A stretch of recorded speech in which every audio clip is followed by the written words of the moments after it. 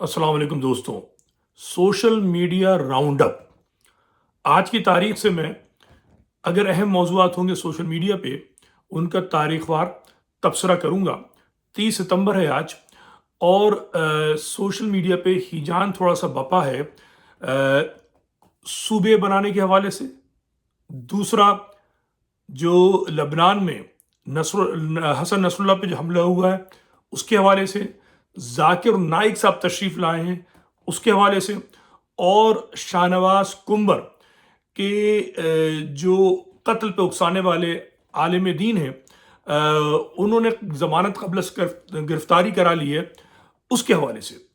तो हम अपनी गुफ्तगू का आगाज करेंगे 30 सितंबर साने हैदराबाद से जो 1988 में हुआ।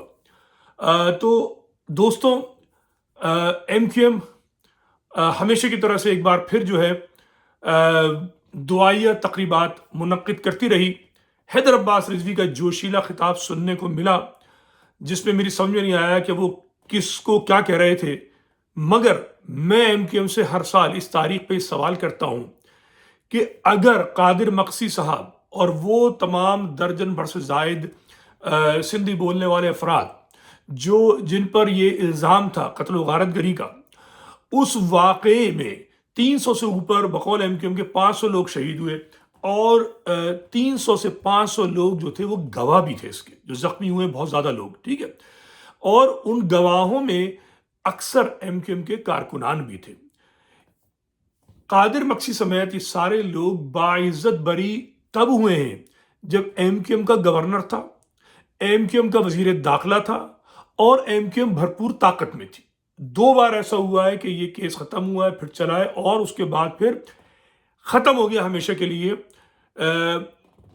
आप जाकर तारीख पढ़ लीजिएगा, मेरा एक पूरा व्लॉग मौजूद है, मैं इस पर ज़्यादा तफसील में नहीं जाऊंगा। सिर्फ एक सवाल है, MQM के इतने सारे कारकुनान और इतने सारे महाजिर अवाम गवाह अदालत में एक भी क्यों नहीं पेश हुआ?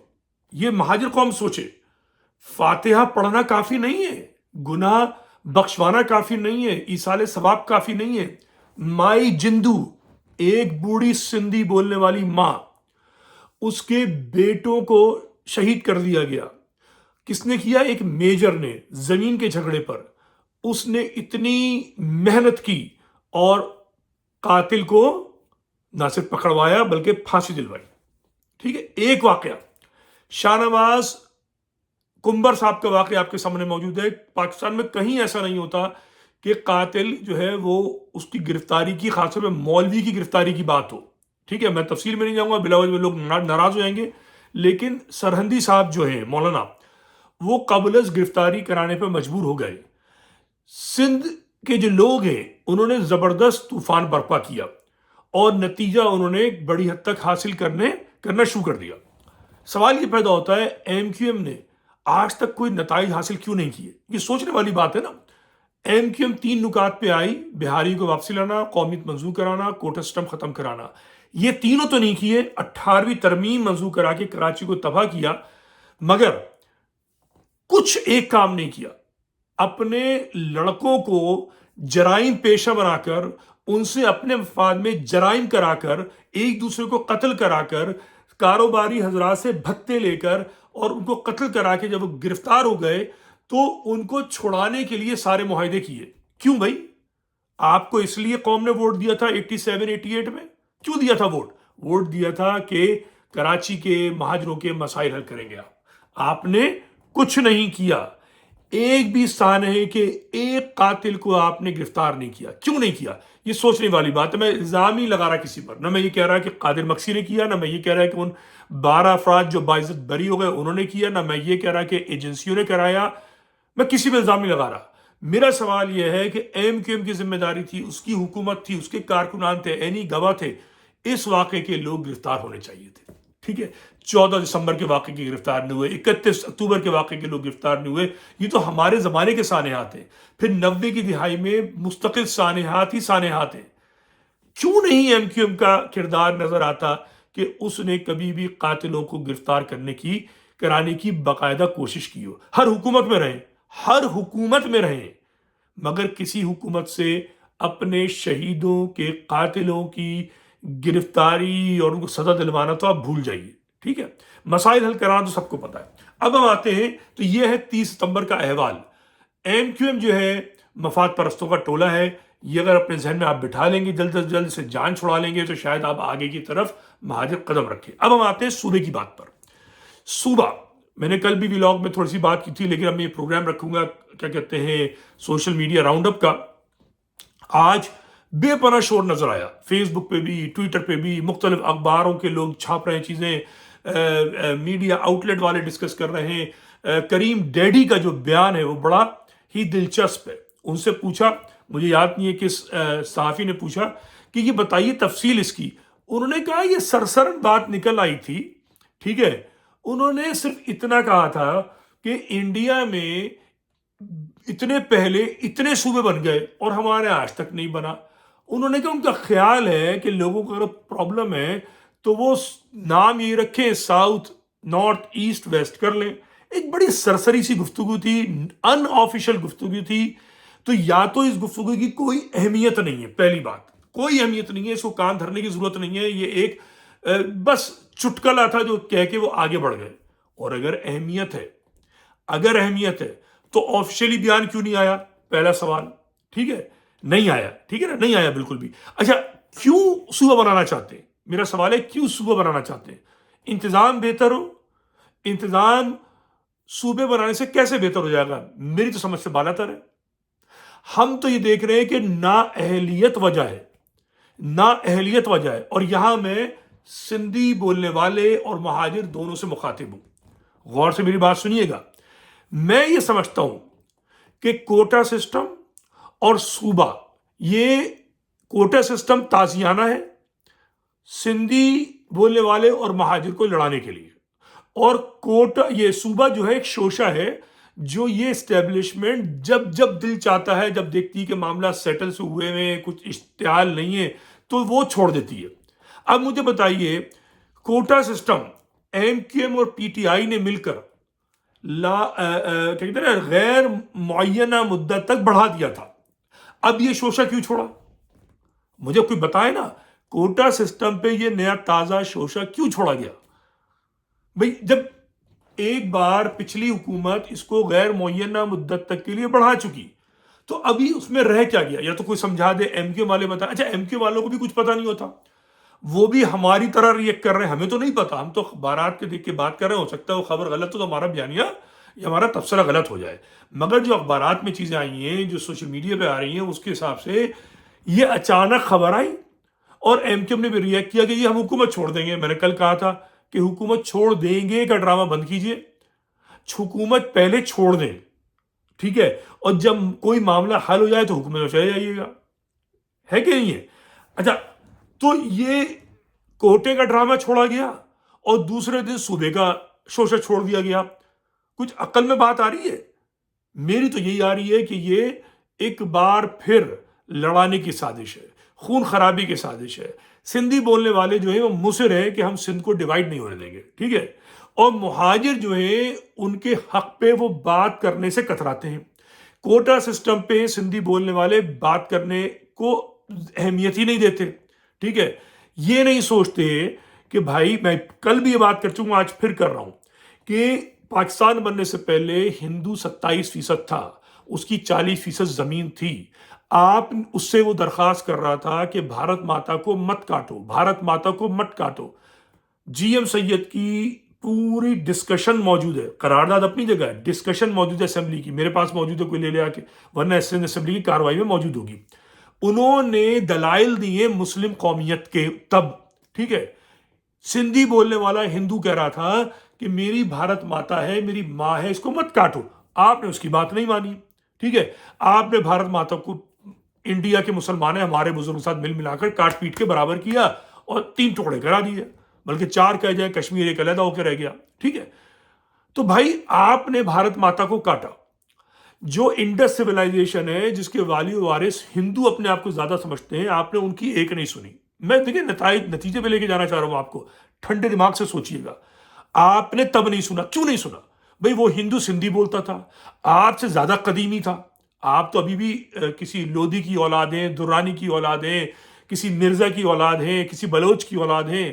وہ تو پیور جو تھا وہ لوہانہ اور قبائل سے تھا، اور بہت عرصے سے جو ہے وہ یہاں پر بستا تھا. آپ نے اس کی قدر نہیں کی، ٹھیک ہے نا. اس کی بھارت ماتا کو کاٹ دیا، جس کو وہ ماں مانتا تھا. وہ سندھ کو ماں نہیں مانتا تھا، وہ پوری بھارت کو ماں مانتا تھا. اس کی ماں کی آپ نے ماں بہن کر دی، کی نہیں کی سادے الفاظ میں. اچھا، اب وہ 27% چلا گیا، اپنی 40% زمین چھوڑ گیا، اب مشکل سے 5% رہ گیا ہے. 2 سے 5% ہے، 5 سے زیادہ نہیں ہے، بلکہ اعداد و شمار بتاتے ہیں کہ 2% بھی ہندو نہیں ہے سندھ میں. ٹھیک ہے. اب آپ مجھے بتائیے، انڈیا سے مسلمان آیا، اس کو آپ کہتے ہیں وہ 27% ہے، وہ کہتا ہے میں 40% ہوں. ٹھیک ہے. اچھا، زمین جو ہے جو ہندو چھوڑ کے گیا، بھائی آپ کی تو نہیں ہو سکتی نا. میں نے کل بھی یہ بات کی تھی اور 10 بار پہلے بھی کہہ چکا ہوں. تو اس کا مطلب ہے کہ آپ کی ذمہ داری ہے کہ آپ نے ایک غلطی کی، مذہب کی بنیاد پہ آپ نے سندھ کے جو دوسری قومیت تھی اس زمانے کی، ہندو، اس کو آپ نے دھتکار دیا، اس کو ذلیل کیا. اس سے آپ نے یہ نہیں کہا نکل جاؤ، وہ تو حالات نے اسے نکلنے میں مجبور کیا. اب ہم یہاں موجود ہیں، 27% ہیں. ٹھیک ہے. 40% اس کی چھوڑی ہوئی زمین ہے. میں آپ کو 10 دفعہ سمجھا چکے کہ بھائی ہماری زمین پہ وہ گیا، یہ زمین ہماری ہوئی یا آپ کی ہوئی؟ آپ پھر کہتے ہیں ہمیں پناہ دی پناہ دی. یہ بند کر دیجئے. آئیے دوستی کی بات کریں، برابری کی بنیاد پہ بات کریں، اور ہم آپ کے ساتھ کھڑے ہوں گے کہ سندھ کی تقسیم نہیں ہوگی. اور میں اس لیے کہہ رہا ہوں کہ سندھ کی تقسیم نہیں ہوگی کیونکہ سکھر میں بھی مہاجر رہتا ہے، ٹھیک ہے، ٹنڈو والا یار میں بھی رہتا ہے، ٹنڈو محمد خان میں بھی رہتا ہے، نواب شاہ میں بھی رہتا ہے، تھر پارکر میں بھی رہتا ہے، اور سندھی کراچی میں بھی رہتا ہے. تو لسانی بنیاد پہ سندھ تقسیم نہیں ہو سکتا. ٹھیک ہے. اب جو لوگ شور کر رہے ہیں اور خوش ہو رہے ہیں اس احمقانہ بات پر، ان کی مرضی. میں نہیں سمجھتا کہ سندھ کی تقسیم لسانی بنیاد پر ہو سکتی ہے. اور یہ بات جرنیل نے بھی نہیں کی ہے.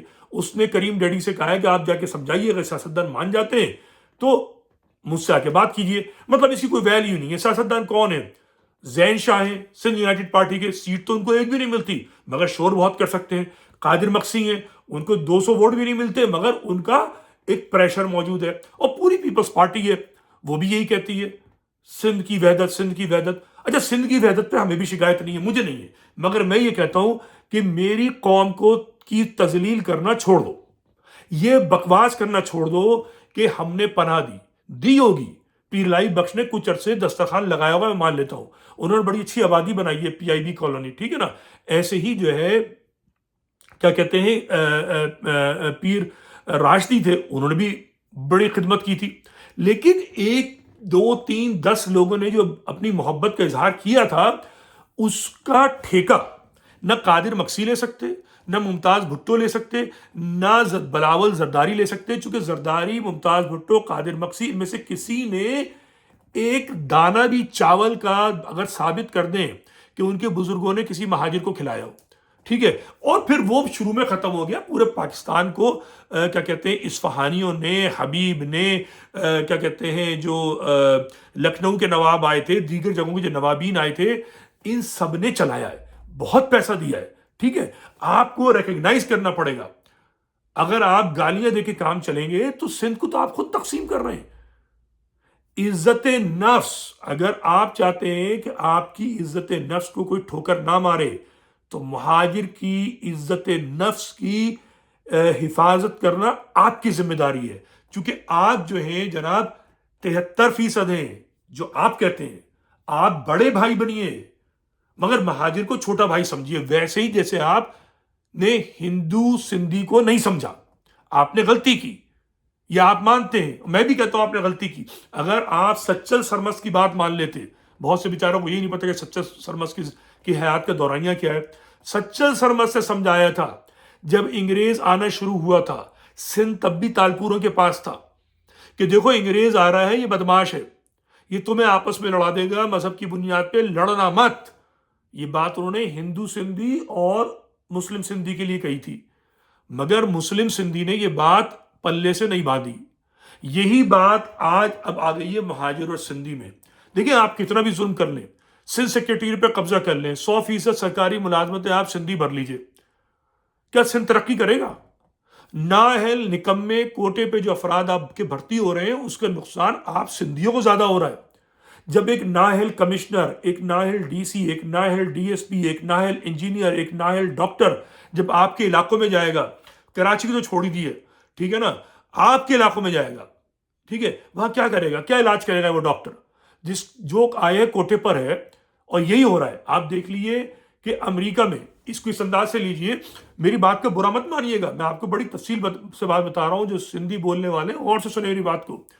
امریکہ میں جا کے دیکھ لیجئے، پاکستانی ڈاکٹرز کی ایک تنظیم ہے، چلے اس تنظیم کو بھی چھوڑ دیجئے، اسٹیٹسٹکس نکال لیجئے پاکستانی ڈاکٹرز جو امریکہ میں موجود ہیں، انڈیا ہر ملک کے، پاکستانی ڈاکٹرز میں آج بھی 40 to 50% جو ڈاکٹر ہے وہ مہاجر ہے، اردو بولنے والا ہے، اس کے ساتھ ساتھ پنجابی ہے، کچھ پشتون ہے، سندھی بہت کم ہے، بلوچ بھی کم ہے. کیوں ہے سوچا آپ نے؟ بلوچ کی تو آبادی بہت کم ہے، تو ان کو تو آپ چھوڑ دیجئے. اگر آپ 73% سندھ میں ہیں، ٹھیک ہے، بیشتر سیٹیں آپ کے پاس ہیں، تو یہ بتائیے امریکہ میں آپ کیوں نہیں پہنچ پاتے؟ یہ مت کہہ دیے گا کہ جی میں اپنے دیہات کی خدمت کر رہا ہوں، گوٹ کی خدمت کر رہا ہوں. نہیں، آپ کے بیشتر ڈاکٹر جو ہیں بدقسمتی سے نااہل ہیں. وہ نااہل اس لیے کہ وہ کوٹے پہ آئے ہوئے. اگر بھٹو نے کوٹا سسٹم لگانے کی بجائے یہ طے کیا ہوتا کہ 70% 60% جو بجٹ ہے اسکولوں کا، پرائمری کا، سیکنڈری کا، وہ کھلے گا اندرون سندھ.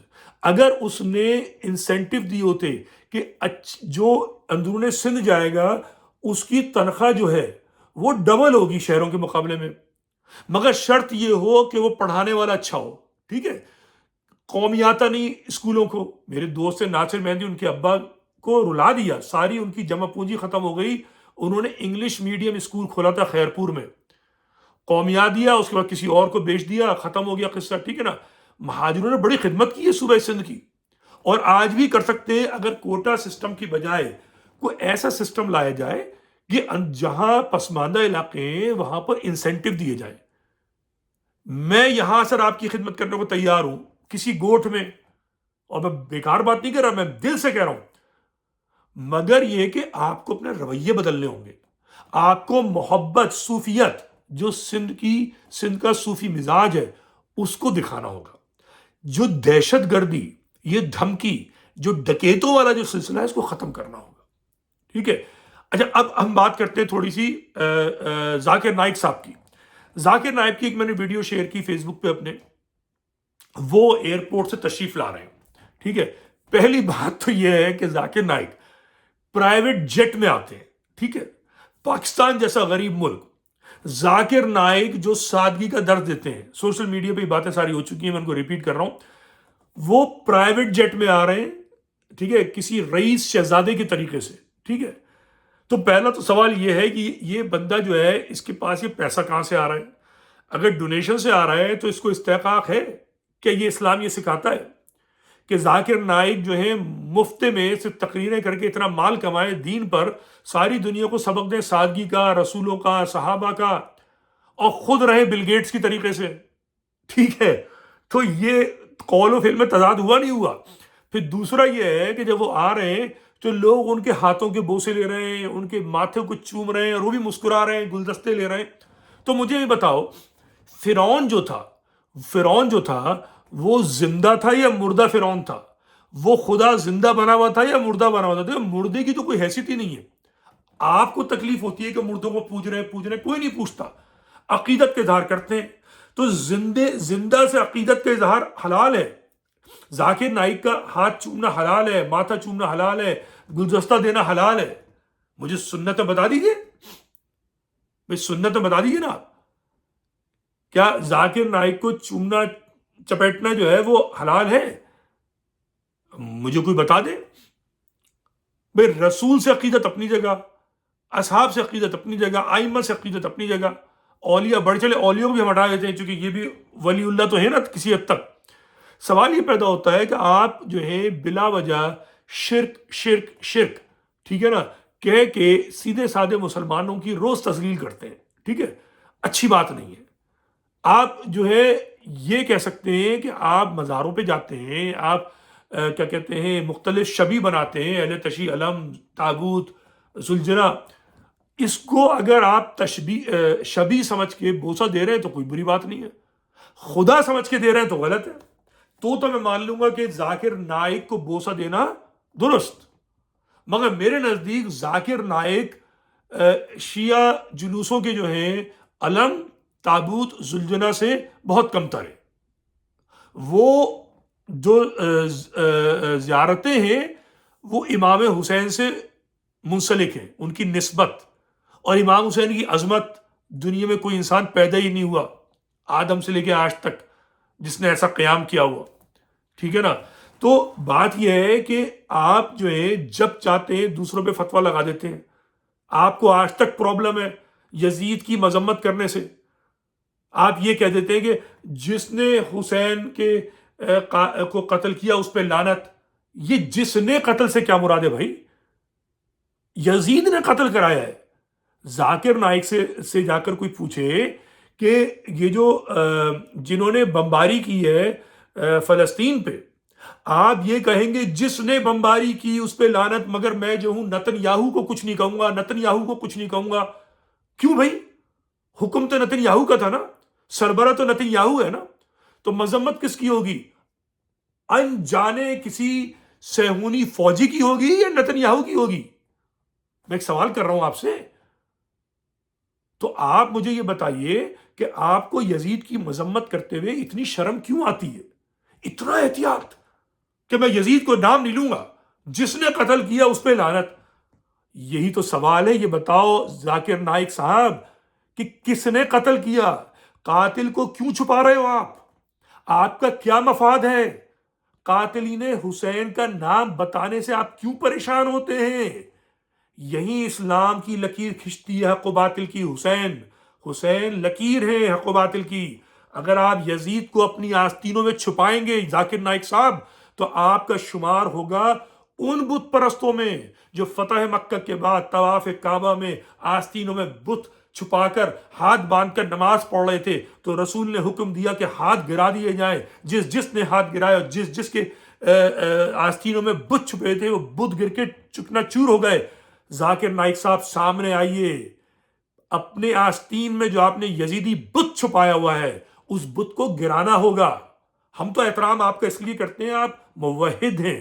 ہم آپ کا احترام اس لیے کرتے ہیں آپ عاشق رسول ہیں، پیغام رسول کو پھیلاتے ہیں. مگر پیغام رسول نصف پھیلائیں گے تو یاد رکھیے آپ بھی ڈاکٹر ہیں، میں بھی ڈاکٹر ہوں. یاد رکھیے نیم حکیم خطرہ جان. یہ جو آپ مسلمان بنا رہے ہیں نا، یہ وہ مسلمان بن جائیں گے جیسے خارجی مسلمان ہیں. ذہن میں رکھیے گا آپ یہ بات. ہمیں خارجی مسلمان نہیں چاہیے جو علی کے سر پہ تلوار مار دیں، جو اگلے کئی سو سال تک جو ہے اسلام کی پیٹھ میں چھرا گھونپتے رہیں. آپ ویسے مسلمان بنا رہے ہیں. حسین خط تنسیق ہے حق و باطل کے درمیان، بتاتا ہے یہ حق ہے یہ باطل ہے. یزید کا نام لینا سیکھیے. آپ بہت بڑے عالم ہوں گے اور ہم آپ کا احترام کرتے ہیں. ہم سے بہت لوگ ناراض ہو گئے اس بات پہ کہ ہم نے کہہ دیا کہ آپ قابل احترام ہیں قابل احترام، مگر آدھا احترام ہے آپ کا. پورا احترام چاہیے تو پورے اسلام کی بات کیجیے، اور پورا اسلام حسینیت پہ ہے. حسین کو مانیے، یزید کا انکار کیجیے، یزید کو باطل کہیے، یزید کو اپنی آستین میں مت چھپائیے. آخری بات جو ہے وہ بلاسفیمی کے جو ملا ہیں جناب سرندی صاحب، انہوں نے دیکھیں اب یہ دیکھیے یہ سندھ کے صوفیت کو کہہ لیجئے یا سندھ کی قوم پرستی کو، ٹھیک ہے، بہرحال ان کا پریشر اتنا ہے کہ سرندی صاحب جو ہیں انہوں نے اپنے بیانیوں کو بدل دیا ہے، اپنی جو دھمکیاں تھیں اسے انکار کر دیا ہے، ضمانت قبل سے گرفتاری لے لی ہے. یہ میں سمجھتا ہوں سندھ کے لوگوں کی بڑی فتح ہے. شاہ نواز کنبر جو ہے وہ شہید ہے، اس کو شہید غلط اطلاع پہ کیا گیا ہے. علامہ ارتضیٰ نقوی نے ان کی جو ویڈیو ہے اگر آپ میرے نیچے جائیں گے تو نظر آ جائے گا، میں نے ان سے گفتگو کی تھی، بہت پیاری گفتگو علامہ نقوی صاحب نے کی تھی. انہوں نے ایک جملہ بڑا پیارا کہا تھا کہ اب مجھے آیت یاد نہیں ہے، میرے خیال میں سورہ حجرات کی 6 آیت تھی، آپ جا کے پڑھ لیجیے گا، مجھے ایگزیکٹ یاد نہیں ہے، لیکن سورہ حجرات 6 آیت میرے ذہن میں رہ گئی ہے. انہوں نے فرمایا تھا کہ خدا کا حکم ہے کہ جو غلط اطلاع لے کر آتے ہیں وہ فاسق ہوتے ہیں، تو جو غلط اطلاعات پہ ایکشن لیتے ہیں وہ بھی اسی فسق کا شکار ہوتے ہیں. تو یہ جو فاسق پن ہے یہ گناہ ہے، ظلم ہے، زیادتی ہے۔ جو لوگ غلط اطلاع پہ سوشل میڈیا پہ اس قسم کی خبریں چلاتے ہیں، ظلم پہ لوگوں کو اکساتے ہیں، انہیں سوچنا ہوگا۔ اور یہ جو ملا ہیں جو یہ حرکتیں کرتے ہیں، یہ بڑے خطرناک ہیں۔ دیکھیں، عالم دین کی الگ بات ہے، عالم دین جو ہے وہ سر آنکھوں پر، چونکہ وہ علم رکھتا ہے، لیکن ملا وہ ہے جو بغیر علم کے ولایت اسلام جو ہے اپنے قابو میں کر کے بیٹھ گیا ہے۔ پرابلم یہ ہے، اور اس بات کو آگے بڑھاتے ہوئے اختتام کی طرف، ولایت علی پہ جو نقب زنی ایران کے رہبروں نے کی ہے، خمینی نے اور خامنائی نے، اس کے نتائج ہم دیکھ رہے ہیں اور مزید دیکھیں گے۔ ذہن میں رکھ لیے بات، بہت سے لوگوں کو یہ بات بھی بری لگ جائے گی۔ دیکھیں، خمینی اور خامنائی میرے اور آپ جیسے انسان ہیں۔ خمینی درمیانے درجے کے مولوی تھے، ٹھیک ہے، اور خامنائی نچلے درجے کے مولوی تھے۔ خمینی کے زمانے میں شیرازی صاحب بہت بڑے عالم تھے، خوئی صاحب بڑے عالم تھے شیعوں کے، اور خمینی صاحب سیاسی مولوی تھے، جیسے ہمارے ملا فضل الرحمان ہیں یا مولانا مودودی جیسے رہے ہیں، ٹھیک ہے۔ وہ علی اور ائمہ اہل بیت کی جوتی کی خاک کے برابر بھی نہیں ہے، مگر وہ ایک فلسفہ لے کر آئے ولایت فقیہ کا، یعنی امام غائب اہل تشیع میں آخری امام جو ہیں، ان کے 12ویں امام جو ہیں، امام مہدی آخر الزمان علیہ السلام، وہ غائب ہے۔ اہل سنت میں وہ پیدا نہیں ہوئے۔ سب کو یقین ہے کہ مہدی آئیں گے، اور جو لوگ مہدی کے نانے پہ یقین نہیں رکھتے وہ سمجھتے ہیں کہ مسیح آئیں گے، ٹھیک ہے۔ میں اس میں مذہبی بحث میں نہیں جا رہا، میں صرف یہ بتا رہا ہوں کہ اہل تشیع میں جو حاضر امام ہیں، جو غائب ہیں، وہ کیوں غائب ہیں؟ وہ اس لیے غائب ہیں کہ وہ تب آئیں گے جب حالات سازگار ہوں گے۔ حالات کیسے سازگار ہوں گے، ابھی میں اس پہ بات کروں گا۔ خمینی صاحب ان کے آنے تک اہل تشیع کے علماء نے اور اہل تشیع کے ائمہ نے صاف کہہ دیا تھا کہ قیام یعنی جنگ صرف امام حاضر کر سکتا ہے۔ یہ بہت اہم فلسفہ ہے، میں نے میرے خیال میں کل بھی شاید اس پہ تھوڑی سی بات کی، اور ایک بار پھر زور دے کے بات کر رہا ہوں کہ دیکھیں، امام جعفر صادق، امام محمد باقر سے لے کر امام حسن عسکری تک کسی نے امام حسین کے طریقے سے قیام نہیں کیا۔ کیوں نہیں کیا؟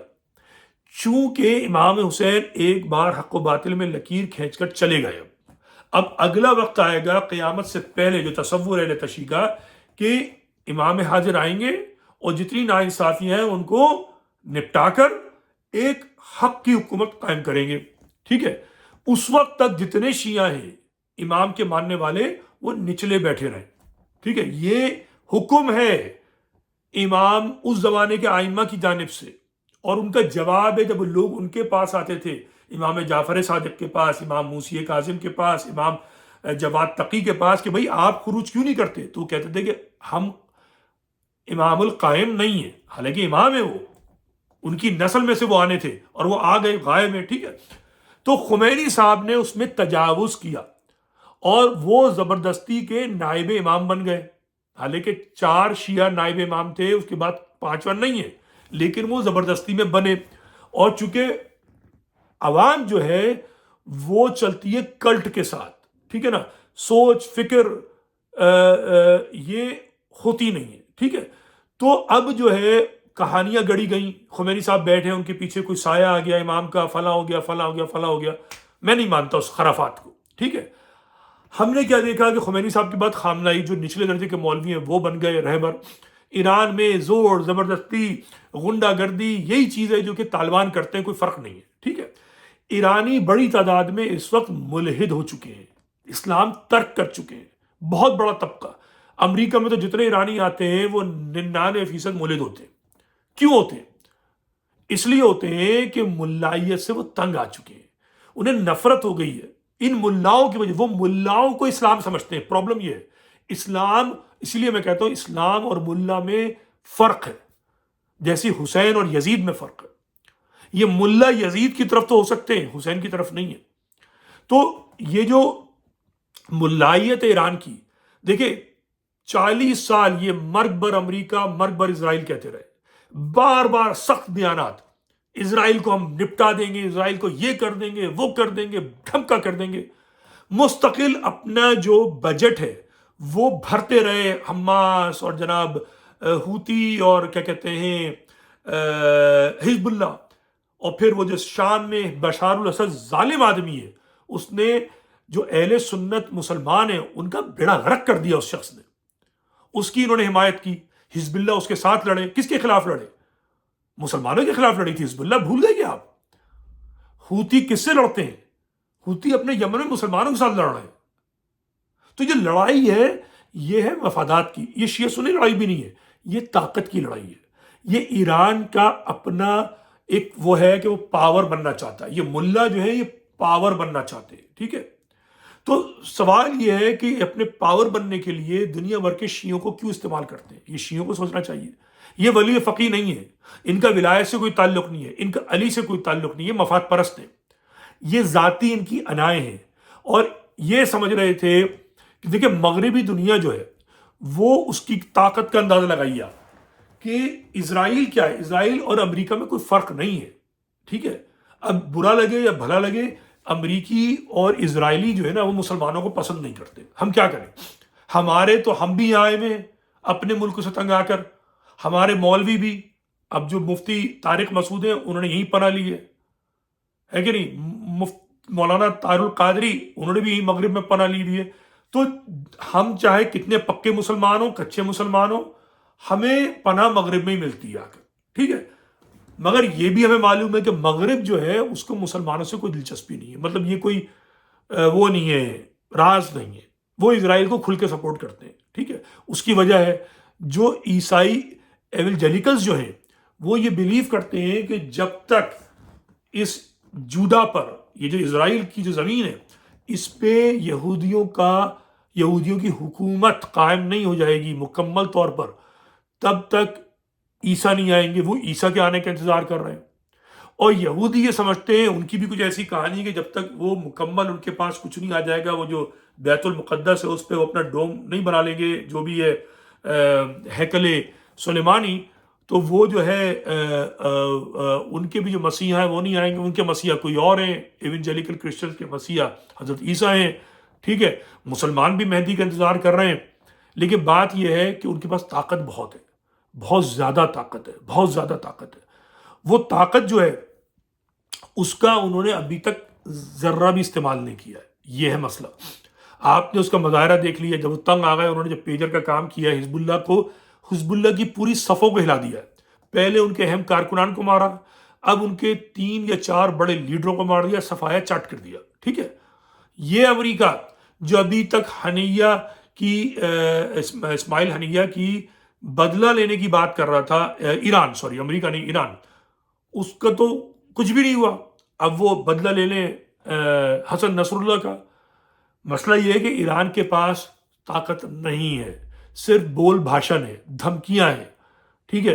دھمکیوں سے گزارا نہیں ہوتا۔ میں کل کہہ چکا، بڑی تفصیل میں علم حاصل کرنا پڑے گا، اس جذباتیت سے مسلمانوں کو اپنے آپ کو نکالنا ہوگا، علم و عمل کی طرف جانا ہوگا، وہیں جانا ہوگا جو گولڈن ڈیز تھے اسلام کے، تب تو آپ کچھ کر پائیں گے، کچھ نہیں کر پائیں گے۔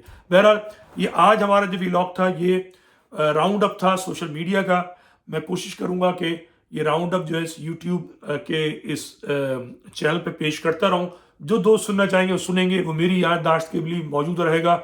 تو انشاءاللہ اگلے راؤنڈ اپ تک کے لیے، جو کل ہو سکتا ہے، پرسوں ہو سکتا ہے، ڈیپینڈ کرتا ہے کہ کتنی ایشوز سامنے آتے ہیں۔